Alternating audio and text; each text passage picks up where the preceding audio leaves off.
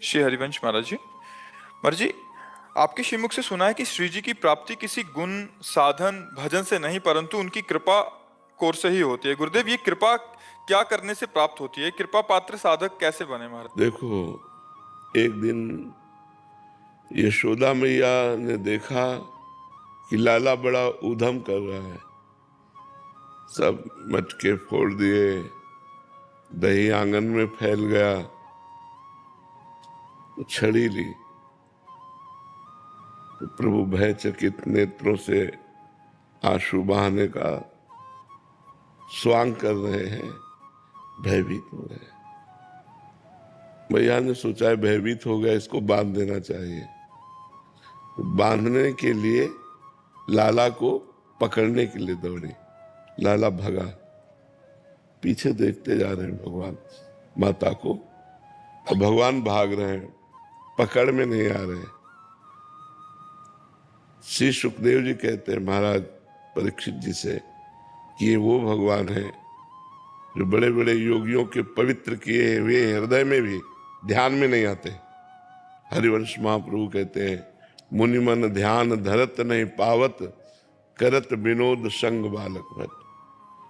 जब मैया परिश्रम से युक्त हो गई, पसीना पसीना हो गई, लाला पकड़ में नहीं आया, तो एक निराशा सी जग रही थी, मैं छोटे से लाला को पकड़ नहीं पाती। वहीं भगवान पकड़ में आ गए। खास बात देख रही है, जब हमारा परिश्रम, जब हमारी व्याकुलता, जब हमारा विरह भगवान देखते हैं तो पकड़ में आ जाते हैं। पकड़ में कैसे आए? मैया की पकड़ में नहीं आए, कृपा से पकड़ में आए। पर वो जो भागना था, वो जो पसीना पसीना हो जाना था, उसी ने कृपा करवाई भगवान से। तो हमारा रात दिन भजन करना, प्रभु के लिए रोना, प्रभु की कथाएं सुनना, प्रभु का नाम कीर्तन करना, प्रभु के सामने नाचना, ये प्रभु की कृपा का वर्ण करना है। उससे नहीं मिलेंगे प्रभु, लेकिन उससे प्रभु कृपा करेंगे, और उसी कृपा से हमें भगवत साक्षात्कार होता है। तो साधन कृपा का पक्ष बना और कृपा भगवान का अनुभव कराई। किसका प्रश्न था? समझ में आई बात? हाँ, भगवान कृपा से मिलते हैं, श्री जी कृपा से मिलते हैं, पर वो कृपा साधना से अनुभव में आती है। अगर साधन ना हो तो सबको भगवत साक्षात्कार हो जाए, लेकिन साधन करने वाले को ही भगवत साक्षात्कार होता है। ये बात समझ लीजिए महाराज जी। जो अपने गुरुदेव की सानिध्य है, वो भी उसी कृपा से मिलता है। हाँ, गुरु का सानिध्य, धाम का सानिध्य, भगवत सेवा, भगवान नाम जप, ये सब कृपा से।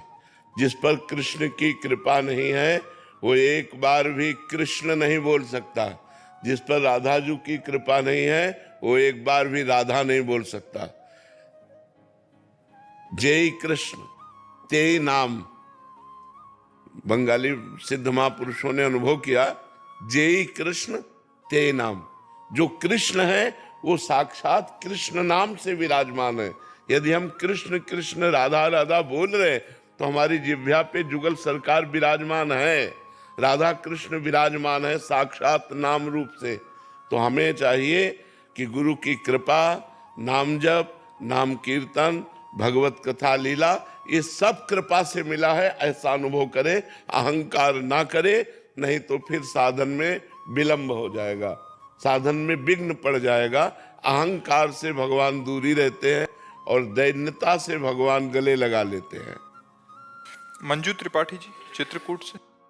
श्री हरिवंश महाराज जी, हम इस ठसक में तो रहते हैं कि गुरुदेव भगवान लाडली सरकार हमारे साथ हैं, हम एक कृपा रूपी लिफ्ट में बैठे हैं, पर नाम जप का प्रयास भी करते हैं। नहीं, तभी कृपा मानी जाएगी, तभी ठसक मानी जाएगी जब हर समय सुमिरन होगा। इस पर हम कोई गुंजाइश नहीं रखते। हम भगवान से भी कहते हैं तुम्हारी गरज हो तो मिलो, तुम्हारी गरज हो तो ना मिलो, तुम्हारी मौज मालिक, तुम स्वतंत्र हो, लेकिन तुम्हारा सुमिरन करते हुए हम रो तो सकते हैं। सुमिरन छूट जाए और आप मिल जाओ, मुझे नहीं चाहिए।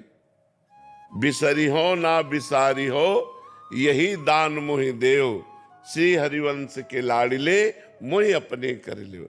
हे लाडीले ठाकुर, ना मैं आपको भूलूं और ना आप हमें भूलें, ऐसी कृपा करते रहे। अब हम नाम जब छोड़ दिए, भजन छोड़ दिए, सुमिरन छोड़ दिए, तो ठसक किस बात की? देखो, हमें शास्त्र के अनुसार चलना होगा। देवर्षि नारद जी कहते हैं, तदर्पिता अखिलाचारिता तद स्मरणेन परम व्याकुलतेति। हमारे समस्त कार्य, समस्त आचरण श्री कृष्ण अनुकूलेन, भगवान के अनुकूल हो, और एक क्षण भी विस्मरण होने पर हम परम व्याकुल हो जाएं। व्याकुल ही नहीं, परम व्याकुल। जैसे मछली जल से अलग करो तो तड़पने लगती है, ऐसे भगवान का विस्मरण होने पर हमारा हृदय व्याकुल हो जाए। नाथ, ऐसा कौन सा दुर्भाग्य आ गया कि आपका भजन नहीं हो रहा, आपका सुमिरन नहीं हो रहा। इस बात पर हम राजी नहीं कि हमारे 24 घंटा ठसक रहती है पर भजन नहीं। ये हम बात मानने के लिए तैयार नहीं है। 24 घंटा ठसक का मतलब है सुमिरन, स्मरण, भगवत चिंतन, यही ठसक है। अगर भगवत चिंतन, सुमिरन, नाम जप नहीं है तो हम धोखे में हैं। तो समझना चाहिए माया हमें धोखे में डाल रही है। कहते तो हैं, लेकिन जब परिस्थिति प्रतिकूल हो जाती है तो उसमें तभी मजा तो तभी है। परिस्थिति प्रतिकूलता में चकाचक भजन हो तभी तो भगत।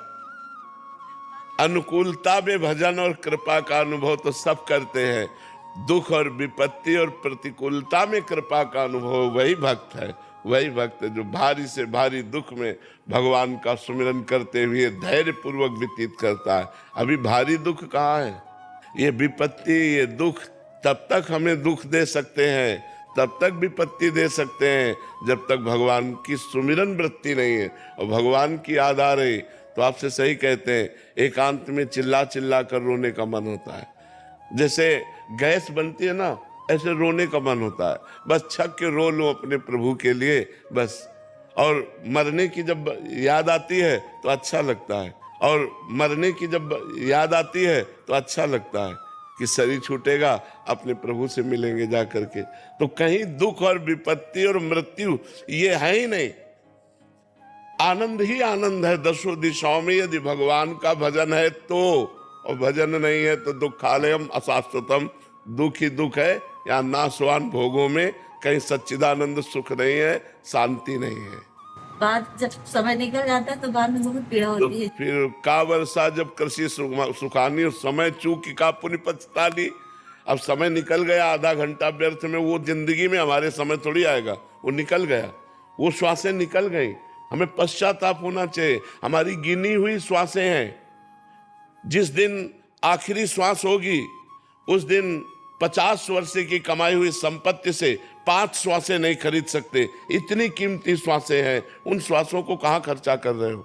राधा राधा राधा, कृष्ण कृष्ण कृष्ण, नाम में खर्चा करो। नाम करते हुए कार्य करो। कोई भी कार्य ऐसा नहीं है जो नाम जप करते हुए ना हो जाए। अंदर अंदर राधा राधा जप रहे, भोजन पा रहे, राधा राधा जप रहे, रसोई बना रहे, राधा राधा जप कर रहे, कार्यालय जा रहे, राधा राधा जपते हुए ऑफिस में बैठे। भगवान नाम चिंतन करते हुए हम हर कार्य कर सकते हैं। अभ्यास ऐसा करना चाहिए। तो अभ्यास की कमी है, उसको और बढ़ाओ।